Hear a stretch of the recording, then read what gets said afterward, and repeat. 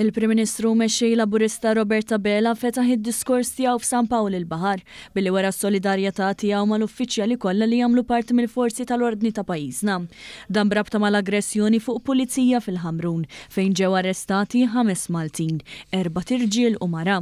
Dr. Bela stqar li jistenna li ssir ġustizzja skont il-liġi dwar dan il-każ. Intenni s-solidarjetà sħiħa tiegħi mal-membri kollha tal-Korp tal-Pulizija.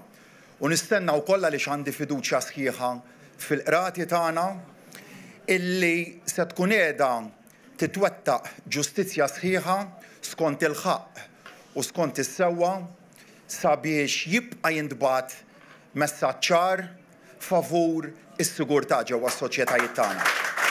U akkundanna wkoll l-attakk fuq il-Kummissarju tal-Pulizija min uħud fis-soċjetà li ma attakki saħaq li influwenzaw atti vjolenti bħal dawn fuq uffiċjali tal-forzi tal-ordni. Nibgħat messaġġ lil min karigi importanti f'dan il-pajjiż għal xhur sħaħ.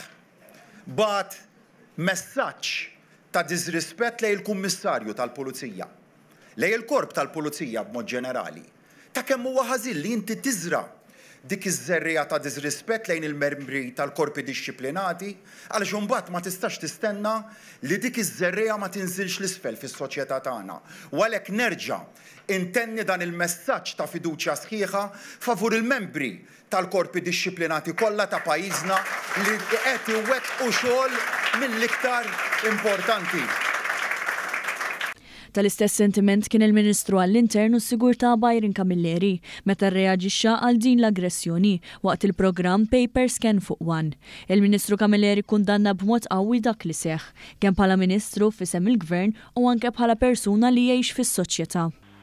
M'hemmx mod ieħor ħlief li nikkundanna mhux biss jien bħala Ministru responsabbli, mhux biss aħna bħala Gvern, iżda bħala soċjetà sħiħa li għandna rispett lejn l-rwol tal-Pulizija, lejn l-uffiċjal tal-Pulizija u għaliex nifhmu wkoll kemm huma importanti fis-soċjetà tagħna. U spjega kif fuq il-post immedjatament waslet aktar assistenza fejn l-uffiċjali tar Rapid Intervention Unit mhux biss ikkalmaw is-sitwazzjoni iżda wkoll arrestaw numru ta' persuni.